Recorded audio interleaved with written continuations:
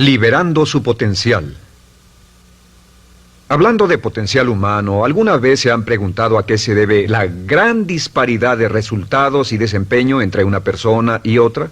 Una persona que percibe $250,000 anuales no es 10 veces más astuta ni mejor que una persona que percibe $25,000 anuales. ¿Por qué la diferencia de 10 veces sus ingresos? Y si tomamos a una persona que percibe $2,5 millones al año, ¿será esa persona 100 veces mejor, más astuta que la persona que gana $250,000? Imposible. En un estudio reciente de coeficiente intelectual probaron a 1,000 personas de una cierta población y llegaron a la conclusión de que la mejor persona entre los 1,000 solo era 2,5 veces más astuta que la persona de menor coeficiente intelectual. Solo 2,5 veces la disparidad, y tal vez eso sea con toda la población. ¿A qué supone que se debe la diferencia? Al hablar de potencial humano, llegamos a una fórmula que deduje hace algunos años. Tal vez eso lo explique un poco. La fórmula comienza con lo que llamamos AI. O sea, atributos innatos, las cualidades, la inteligencia, la habilidad, el temperamento, cosas con las que se nace que no pueden cambiarse mucho. Además de los atributos adquiridos. Estos atributos son muy importantes, son su educación, su capacitación, sus capacidades, su experiencia, conocimiento, sabiduría, etcétera, multiplicado por A, que su actitud es igual al potencial humano individual, o al desempeño humano individual o resultados individuales humanos. Ahora, de estos tres, los atributos innatos se traen desde el nacimiento. Los adquiridos pueden cambiarse, pero se necesita cierto tiempo para ello, aunque a veces cambiamos muy rápidamente. Cierta información valiosa puede cambiar dramáticamente su eficacia, pero las actitudes pueden aumentarse o disminuirse dramáticamente en segundos. Cada vez que mejoramos nuestra actitud, multiplicamos todas nuestras capacidades. Una actitud ha sido llamada acertadamente el lenguaje más importante del ser humano, la palabra más importante del idioma en el humano. Todo lo que hacemos en la vida, según un estudio en Harvard entre estudiantes ejecutivos, será en un 85% de actitudes. Un 85% de su éxito estará determinado por su actitud. Eso significa que está determinado por cuán positivo o cuánta actitud mental positiva se tenga. Las personas con actitudes mentales positivas tienden a avanzar más rápidamente, se mueven hacia la cima en organizaciones valiosas, ganan más dinero, sacan más satisfacción de la vida. Una actitud mental positiva no significa que baile por las calles y arroje flores. Solo significa que tome una actitud constructiva en general o se aproxime hacia su trabajo, su vida, sus problemas, relaciones, etc. Según el informe Cox de las empresas americanas, según la revista Success, un 85% o más de todo lo que se logra se debe a la actitud. Y la pregunta es, ¿de dónde vienen las actitudes? Las actitudes vienen de las expectativas. Muy simple, ya hablamos de eso. Y una forma muy poderosa de mejorar su actitud instantáneamente es decir, aunque no lo crea, pienso que algo maravilloso va a ocurrirme hoy. Como dijimos antes, nuestras expectativas sobre los desenlaces determinan nuestra actitud. Si espera que las cosas salgan bien, tendrá una actitud positiva. Si espera que salgan mal, tendrá una actitud negativa. Y lo maravilloso es que podemos fabricar nuestras expectativas. Podemos esperar lo que deseamos. Podemos esperar cosas buenas, cosas malas, y no nos decepcionaremos. ¿De dónde surgen nuestras expectativas? Nuestras expectativas surgen de nuestras creencias y de nuestros valores.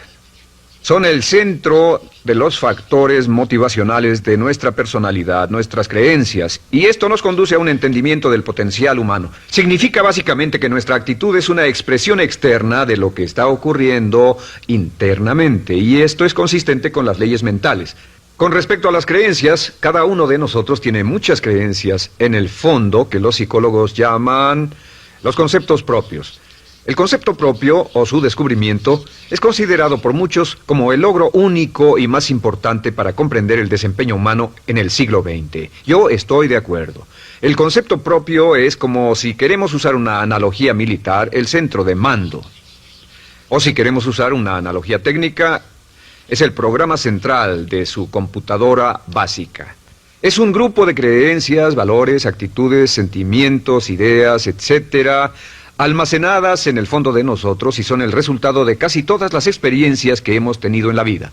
Y algunos investigadores dicen que el concepto propio comienza a formarse aún antes del nacimiento, pero el concepto propio, una vez colocado, Precede, predice y determina sus niveles de eficacia y desempeño en todas las áreas de nuestra vida. El concepto propio se convierte en el centro de mando o el programa maestro. El concepto propio de este grupo de creencias determina lo que dirá, lo que hará, cómo actuará, cómo se siente y reacciona, etc. ¿Qué significa esto? Significa que todas las mejoras en su vida externa, todos los cambios en su realidad comienzan con un cambio en su concepto propio. Les voy a explicar lo que significa. Esta es una gráfica muy simple. Hablamos de potencial humano y decimos que la persona promedio usa un 10% o menos de su potencial. Según investigaciones, tal vez es mucho menos. El Instituto Stanford Brain en Santa Clara, California, estima que tal vez se aproxime a un 2%. Seremos generosos y diremos que la persona promedio usa un 10%. Significa que en los mejores casos, la mayoría, como usted o yo, no usamos un 90% de nuestro potencial. Uno de los mejores filósofos, Oliver Wendell Holmes, dice que la tragedia de la persona promedio es que llegan a la tumba con su música aún por dentro. Aún están funcionando con mucho menos de su potencial total. Y esto es el potencial humano. Sabemos que existe una relación directa entre el potencial humano y el concepto propio. Pero como nuestros conceptos propios o nuestras estimaciones de nosotros mismos generalmente son mucho menores de lo que debieran ser, nuestro nivel de desempeño y eficacia también es menor. Sabemos que nuestro concepto propio es altamente subjetivo.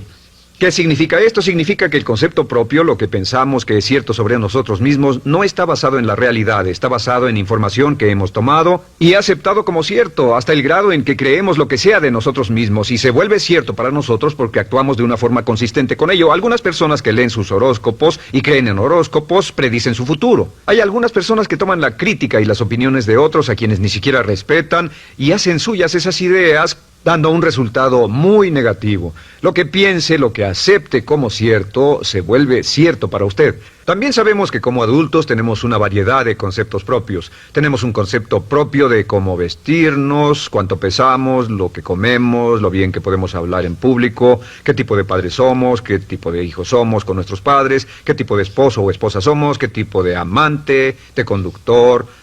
Lo interesante de manejar es que todos los hombres tienen un concepto muy positivo con respecto a esto. Las mujeres no entienden esto, pero los hombres nacen con un genio inherente para manejar. Todos los hombres son choferes excelentes. Si no lo creen, todo lo que tienen que hacer las mujeres que están viendo esto es pensar en la última vez que trataron de corregir la forma de conducir de un hombre y recordarán que no obtuvieron buenas respuestas. ¿Cómo respondemos ante alguien que desafía nuestro concepto propio, sugiriendo que no somos las personas que pensamos ser? Estamos a la defensiva, nos enfadamos, nos irritamos, es difícil que nos traten.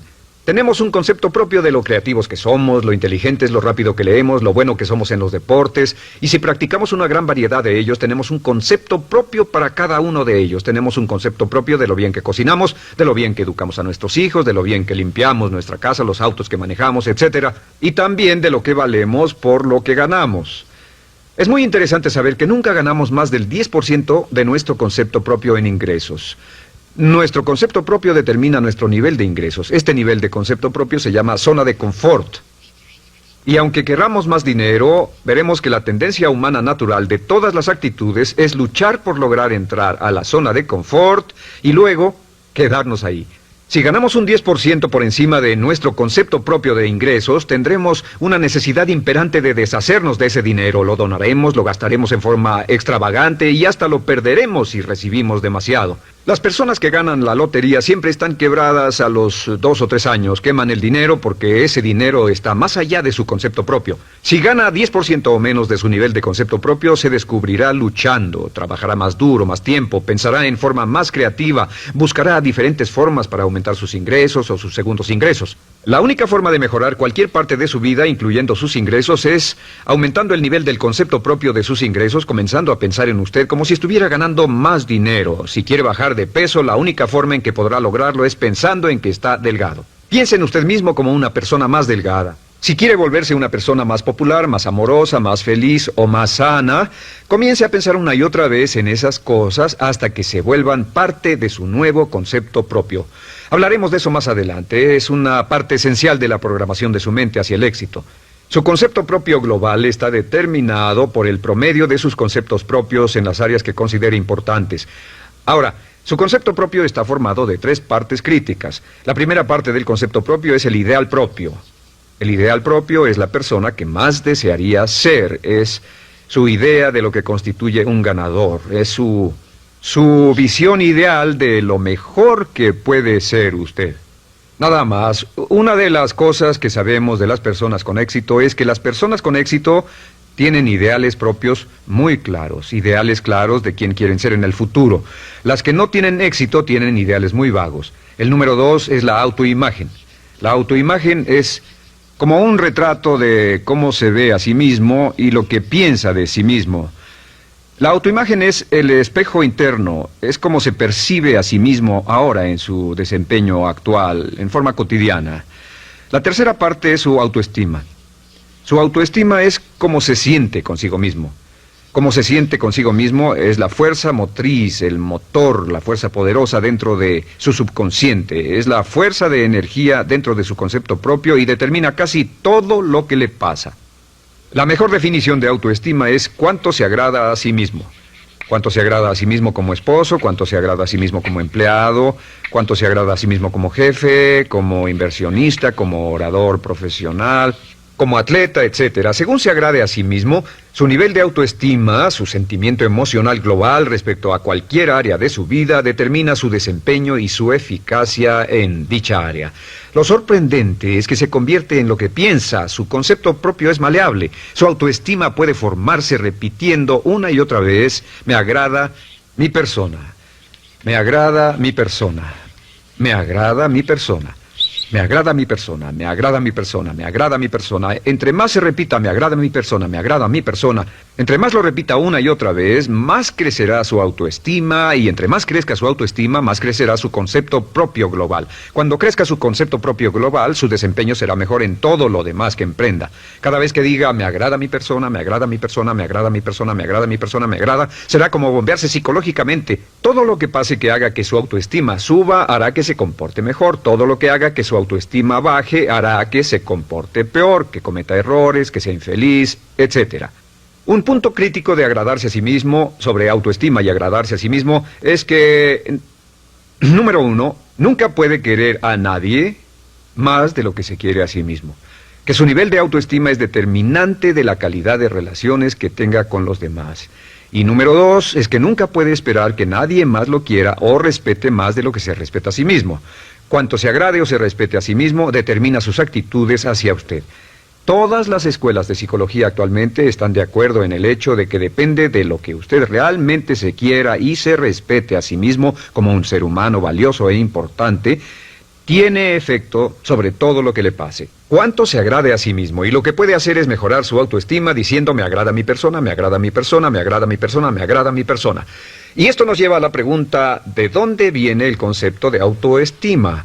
Y descubrimos que el concepto propio es maleable, puesto que no nace con este concepto propio, no nace con ninguna idea sobre sí mismo, no nace con autoimagen ni autoestima, nace en cierto modo como potencial propio. Es la mejor forma de plantearlo. La persona promedio llega al mundo como potencial puro. Y no tiene el concepto propio de que todo lo que es ahora, todo sentimiento que tiene, toda actitud o valor, tuvo que aprenderlo en el transcurso de su vida. También sabemos que el niño llega al mundo con una necesidad imperante de amor y contacto. Y como una gran cantidad de investigaciones lo indican, necesitamos mucho amor y contacto durante toda nuestra vida, pero en especial durante nuestros años de formación, porque de niños aprendemos quiénes somos, cuánto valemos, si somos importantes, inteligentes, amorosos, chistosos. Todo esto lo aprendemos por la forma en que nuestros padres nos tratan. Si nuestros padres, nuestros parientes, tíos o tías, en especial nuestros padres, nos tratan como si fuéramos realmente importantes, crecemos pensando que somos realmente importantes, pero si nuestros padres no lo hacen, pasa algo más. Sabemos que los primeros años de vida son los más importantes para el desarrollo del concepto propio, que un niño comienza a partir de cero. El niño nace sin saber quién es él o ella. Son sumamente valiosos el primero, segundo, tercero, cuarto y quinto años de vida. Algunos psicólogos pensaban que eran los 5 primeros años, pero ahora dicen que son los 3 primeros años. En sus 3 primeros años de vida el niño aprende quién es y dicen que si se les da suficiente cantidad y buena calidad de amor en los 3 a 5 primeros años, los prepara usted de por vida. Los coloca en una base sólida de autoestima y confianza en sí mismos, valor e importancia realmente. Existe una relación directa entre la calidad y la cantidad de amor y el desarrollo de una personalidad sana. Entre más amor, amor incondicional, reciba un niño en sus años formativos, más fuerte será la base de su personalidad. El reverso de la educación es que casi todos los problemas de psicosis, neurosis, perturbaciones de la personalidad y problemas de comportamiento surgen de los problemas que se tengan con el concepto propio. Ahora observemos a los adultos. Aquí está nuestra personalidad adulta. Si nos observamos, podemos llegar a reparar nuestras bases, por así decirlo, repitiéndonos una y otra vez: me agrada mi persona, me agrada mi persona, me agrada mi persona, y llevamos ese concreto reparador hacia la base de nuestra personalidad. Los niños necesitan el amor como las rosas necesitan la lluvia. Los niños que carecen de amor a menudo mueren por escasez de amor. Es una enfermedad llamada marisma. Ahora, ¿qué más sabemos sobre los niños? Sabemos que los niños llegan al mundo con dos atributos notables. El primero es que no sienten temor. Los niños nacen sin temores. No temen a nada excepto a caerse y a los ruidos fuertes. Y esto se expresa en sus actitudes: yo puedo. Los niños llegan al mundo pensando que pueden hacer cualquier cosa, y quien haya criado a un niño hasta la edad de 3, 4 o 5 años sabe que debe pasar esos primeros años evitando que se maten, porque son como pilotos japoneses, porque no le tienen miedo a nada. Su segundo atributo es que llegan al mundo totalmente espontáneos. Dicen lo que quieren, hacen lo que quieren, son totalmente desinhibidos. Totalmente. Ellos no temen hacer nada de lo que desean, y esto se expresa en su actitud: no quiero. No tengo que hacerlo. Si ha tratado de controlar a un niño, lo habrá visto. Lo primero que dicen cuando comienza a darle órdenes, lo primero que aprenden es: no tengo que hacerlo. Claro, a veces cambiamos sus mentes de una u otra forma, pero estos son los dos atributos con los que los niños llegan al mundo. Llegan al mundo sin temores y desinhibidos. ¿Qué significa esto? Significa que nuestro derecho innato natural es no ser temerosos y ser desinhibidos. Y solo cuando podemos crear la misma situación en nuestra vida adulta, cuando no tememos y somos desinhibidos, nos sentimos a gusto con nosotros mismos. Las mejores organizaciones, las mejores compañías son las que crean un ambiente donde nos sentimos sin temores y sin reservas para ser nosotros mismos y para hacer lo mejor de nosotros. Al crecer descubrimos que los niños aprenden de dos maneras. La primera es por imitación. Imitan a uno o a ambos padres, en especial al padre dominante. Algunas veces el padre dominante cambiará cuando crezca el niño, y a veces los niños imitan al padre, a veces a la madre, pero aprenden por imitación.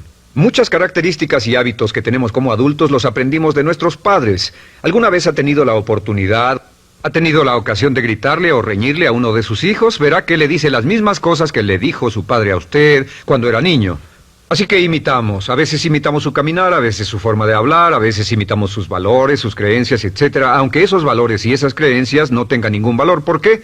Porque nuestros padres eran así cuando nosotros éramos niños. La segunda forma en que aprendemos es pasando de la incomodidad, lo que no se siente bien, hacia la comodidad. Freud llamó a esto el principio del placer. O sea que nos movemos hacia aquello que nos hace sentir cómodos, lo que nos da placer, lo que nos hace sentir bien con nosotros. Nos movemos de la incomodidad hacia la comodidad. Así es como aprendemos a no mojar el pañal, por ejemplo. Sabemos que no es agradable caminar con popó o pipí en nuestros pañales. Vemos lo que hacen nuestros padres, vemos lo que nuestros parientes hacen y decimos: estas personas no hacen lo que yo. Así aprendemos a caminar y lo demás. Así que de la incomodidad hacia la comodidad. Durante toda nuestra vida, por cierto, así es como aprendemos. Imitamos leyendo lo que otras personas hacen, estudiando libros y en el trabajo, imitamos cuando vamos a la escuela, y hacemos lo que nos da resultados positivos, lo que nos da refuerzos positivos, y hacemos cada vez menos las cosas que nos causan incomodidad o dolor. Ahora, muy temprano en la vida, como equivocación o como resultado de una equivocación que los padres cometen en la crianza, los niños comienzan a aprender hábitos y patrones negativos. Los patrones y hábitos negativos tienen sus raíces principalmente en la crítica destructiva.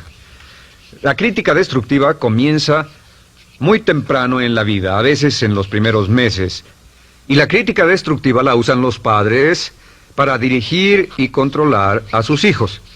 Desafortunadamente, tiene un efecto muy peligroso y dañino sobre nosotros, ya que la crítica destructiva tiende a minar la integridad de la personalidad del niño. Muchos de nosotros, incluyéndome a mí y a muchos de ustedes, nos hemos visto minados y heridos por la crítica destructiva más que todas las guerras en la historia. Ahora, como resultado de la crítica destructiva, comenzamos a desarrollar hábitos y patrones negativos. Los patrones de hábitos negativos son respuestas condicionadas hacia los estímulos. Los patrones de hábitos negativos se desarrollan en los inicios de la vida. Se desarrollan como resultado de una repetición del temor y el dolor una y otra vez. Se desarrollan como resultado de la crítica destructiva, el castigo físico, etc. En los inicios de la vida comenzamos a desarrollar dos manifestaciones que nos persiguen durante toda nuestra vida y más que ninguna otra cosa inhiben nuestro potencial. La primera es la llamada patrón de hábito negativo inhibido. El patrón de hábito negativo inhibido se aprende cuando al niño le dicen una y otra vez no. Aléjate de ahí, no toques eso, y se le castiga. Cuando el niño intenta algo nuevo, o se involucra con algo, o huele algo, o derrama algo, o rompe algo accidentalmente, el padre estalla y se enfada mucho. Como ven, el niño está impulsado por la curiosidad insaciable de explorar su mundo. Y lo que pasa es que cuando lo explora o se interesa y echa a perder algo, si el padre reacciona golpeando al niño, el niño comienza a pensar cada vez que intento algo nuevo, cada vez que intento algo diferente, cada vez que voy más allá de mis límites, cada vez que me salgo de mi zona de comodidad, cada vez que no juego sanamente, me golpean, me castigan, me lastiman, me envían a mi alcoba y me siento mal. Y muy pronto el niño desarrolla el sentimiento de no puedo, no puedo. No puedo. Cada vez que trato algo diferente, me castigan. No puedo, no puedo, no puedo. Es como la respuesta de Pavlov. Pavlov sonaba la campana y le daba de comer a un perro, y el perro salivaba, y Pavlov alimentaba al perro. Mientras sonaba la campana, el perro salivaba y siguió haciendo eso, y después Pavlov solo sonaba la campana y el perro salivaba. Lo que pasa en la vida adulta es que esto crea lo que llamamos temor al fracaso. El temor al fracaso es una respuesta condicionada a un proceso de crítica destructiva que ocurre en los primeros 5 o 6 años de la vida. El temor al fracaso automáticamente nos activa, nos sentimos ansiosos, tensos, intranquilos, sentimos presiones y estrés en nuestro plexo solar, sentimos ganas de retirarnos del evento, y el temor al fracaso es la razón principal por los fracasos en la vida adulta. Es la razón principal por la que evitamos cumplir plenamente nuestro potencial. De hecho, todos los patrones de hábitos negativos se experimentan en el cuerpo físico. Puedes saber cuál es un patrón de hábito negativo porque se siente en el cuerpo físico, precisamente. El patrón de hábito negativo inhibido, el temor al fracaso, el no puedo, ocurre primero que todo en el plexo solar. ¿Ha tenido la ocasión donde debe hablar frente a un grupo, debe ir a una revisión de su desempeño, o debe hacer una llamada determinante? Primero su plexo solar se aprieta. Si el temor continúa, su respiración se acelera. Su corazón comienza a latir apresuradamente, su frecuencia respiratoria aumenta y le duele la cabeza como migraña en la parte frontal, su garganta se le cierra y no puede hablar y se le seca la boca por completo, y como se pone tan tenso y asustado, va corriendo al baño. Estas son todas las manifestaciones. No hay peligro físico, pero sí peligro psicológico, una respuesta condicionada. Cuando sentimos estas cosas, la tendencia es retirarse de la situación que las ocasiona, y es la razón por la que no logramos mucho si retrocedemos. Es muy importante. El segundo patrón de hábitos negativos es el compulsivo. El patrón de hábito negativo compulsivo se aprende cuando a los niños se les dice una y otra vez: más vale que lo hagas. Si no lo haces, tendrás problemas o me las pagarás. A los niños se les convierte en recipientes del amor condicionado. Los padres no intentan hacer esto, pero lo que hacen es sugerirle al niño: no te amo, por lo tanto no estás a salvo, a menos y hasta que hagas lo que yo quiero. El niño crece sintiendo: tengo que hacer lo que quiera mi mamá. Debo complacerla, debo complacer a papá, debo complacer a los demás, debo complacer a mis parientes, y a veces debo complacer a mis semejantes, debo complacer a mis maestros, debo complacer a todo el mundo, y crecen con esto: debo. No puedo hacer lo que quiero hacer, debo hacer lo que complace a las demás personas. Este patrón de hábito negativo muy temprano en la vida se traduce en el temor al rechazo. El temor al rechazo lo experimentan los hombres como adultos como un comportamiento tipo A. Hablaremos del comportamiento tipo A posteriormente. El comportamiento tipo A es una necesidad compulsiva o excesivamente compulsiva de complacer de algún modo a alguien sin normas de comportamiento, prácticamente sin pensarlo. El temor al rechazo nos impulsa, nos hace muy sensibles a las necesidades de los demás. Hacemos cosas que otras personas quieren, no hacemos lo que nosotros queremos. Siempre estamos tratando de complacer a los demás, tenemos preocupaciones o nos importan las opiniones, sentimientos y actitudes de otros hasta el punto donde ocultamos nuestras necesidades. El temor al rechazo se siente en la columna del cuerpo. Se divide el cuerpo a la mitad y se siente hacia abajo en la mitad posterior del cuerpo. El primer lugar donde comienza a sentirse el temor al rechazo es generalmente en los hombros y el cuello. Nos sentimos entumidos, duros, tensos. Cuando tenemos mucho que hacer sentiremos un estrés tremendo en la columna. Los músculos se estiran en la parte posterior. A veces se manifestará como flebitis y venas varicosas y a menudo nos darán dolores de cabeza en la parte posterior de esta porque las arterias carótidas que llevan la sangre hasta la cabeza, los músculos a su alrededor se contraen y la cantidad de sangre que fluye hacia la cabeza fluye más lentamente y se siente un terrible dolor de cabeza en la parte posterior. Estos dos temores, los patrones de hábitos negativos compulsivos, el compulsivo y el inhibitorio, son resultado de la crítica destructiva, el gran destructor de la personalidad que nos persigue durante toda la vida. Y lo maravilloso de todo esto es que como son patrones de hábitos aprendidos, podemos olvidarlos. Podemos acabar con el temor al fracaso que nos detiene. Podemos acabar con el temor al rechazo que hace que hagamos cosas que complacen a los demás en vez de complacernos a nosotros, trabajando con nuestra propia autoestima. Porque existe una relación inversa entre la autoestima y el patrón de hábitos negativos. Porque entre más se agrade a sí mismo, menos teme al fracaso. Entre más se agrade a sí mismo, menos teme al rechazo. Entre más se agrade a sí mismo, menos temerá a cualquier cosa. Y si sigue repitiendo, me agrada mi persona, me agrada mi persona, me agrada mi persona una y otra vez, si sigue diciendo esto, con el tiempo su autoestima sube más y más y más y más y sus temores desde luego bajan. Cuando su autoestima sube, sus temores van en dirección opuesta. Ahora, ¿cómo enfrentar la crítica destructiva si debe criticar a otras personas? Pues eso es muy simple. Muchos padres nos han preguntado eso. ¿Cómo se controla a los niños? Una de las claves para controlar a los niños es dirigirlos para que hagan algo constructivo en lugar de hacer algo destructivo.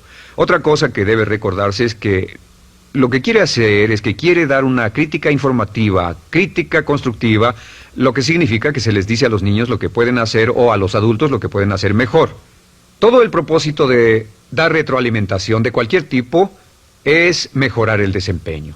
Si es padre o si es jefe o si es una persona en una relación, si una persona está haciendo algo malo o inadecuado, todo el propósito de darles cualquier tipo de retroalimentación es para que puedan hacerlo mejor.